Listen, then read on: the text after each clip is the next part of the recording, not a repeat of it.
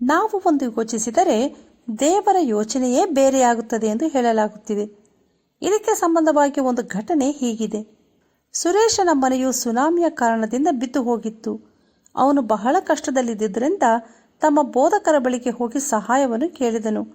ಬೋಧಕರು ಸಹ ಅವನಿಗೆ ಸಹಾಯ ಮಾಡುವ ಸ್ಥಿತಿಯಲ್ಲಿರಲಿಲ್ಲ. ಅವರು ಅವನ ಮನೆಗೆ ಹೋಗಿ, ಈಗ ನನ್ನಿಂದ ಯಾವ ರೀತಿಯಾದ ಸಹಾಯವನ್ನು ಮಾಡಲು ಸಾಧ್ಯವಿಲ್ಲ, ಆದರೆ ಖಂಡಿತವಾಗಿಯೂ ದೇವರು ನಿನಗೆ ಹೇಗಾದರೂ ಸಹಾಯ ಮಾಡುವನು ಎಂದು ಹೇಳಿ ಪ್ರಾರ್ಥಿಸಿ ಹೊರಟರು. ಮಾರನೇ ದಿನ ಬೋಧಕರಿಗೆ ಒಂದು ಮನಿ ಆರ್ಡರ್ ಬಂದಿತ್ತು. ಅದರಲ್ಲಿ ಆ ಹಳ್ಳಿಯಲ್ಲಿ ಓದಿ ಹೊರದೇಶಕ್ಕೆ ಹೋದ ಒಬ್ಬ ಯುವಕನು 25,000 ಹಣವನ್ನು ಕಳುಹಿಸಿ ಅದನ್ನು ಬಹಳ ಬಡತನದಲ್ಲಿರುವವರಿಗೆ ಕೊಡಿರಿ ಎಂದು ಬರೆದಿದ್ದನು. ಬೋಧಕರು ಅದನ್ನು ಸುರೇಶನಿಗೆ ಕೊಡಲು ನಿರ್ಧರಿಸಿ ಮುಂದಿನ ಪ್ರಾರ್ಥನಾ ಕೂಟದಲ್ಲಿ ಅದನ್ನು ಪ್ರಸ್ತಾಪಿಸಿದರು. ಕೂಟದಲ್ಲಿದ್ದ ಎಲ್ಲರೂ ಸಹ ತಮ್ಮ ತಮ್ಮ ಕಷ್ಟಗಳನ್ನು ಹೇಳಿಕೊಳ್ಳಕ್ಕೆ ಪ್ರಾರಂಭ ಮಾಡಿದ್ರು. ಆ ಹಣವನ್ನು ನೀಡಲು ಬೇಡಿಕೊಂಡರು.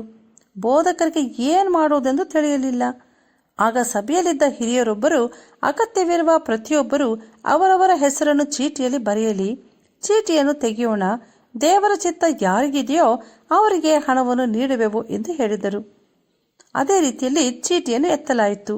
ಚೀಟಿಯಲ್ಲಿರುವ ವ್ಯಕ್ತಿ ಹೆಸರನ್ನು ನೋಡಿದ ಕೂಡಲೇ ಎಲ್ಲರಿಗೆ ಬಹಳ ದುಃಖವಾಯಿತು.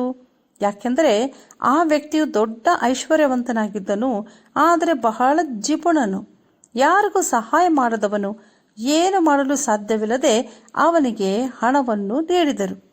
ಮಾರನೇ ದಿನ ಹಣ ತೆಗೆದುಕೊಂಡು ಹೋದಂಥ ವ್ಯಕ್ತಿಯು ಬೋಧಕರ ಬಳಿಗೆ ಬಂದು, ದೇವರು ಎಲ್ಲರ ಮಧ್ಯದಲ್ಲಿ ನನ್ನನ್ನು ಬಡವನೆಂದು ತಿಳಿದಿದ್ದಾನೆ, ಇದರಿಂದ ನಾನು ಅವಮಾನಕ್ಕೆ ಒಳಗಾದೆ.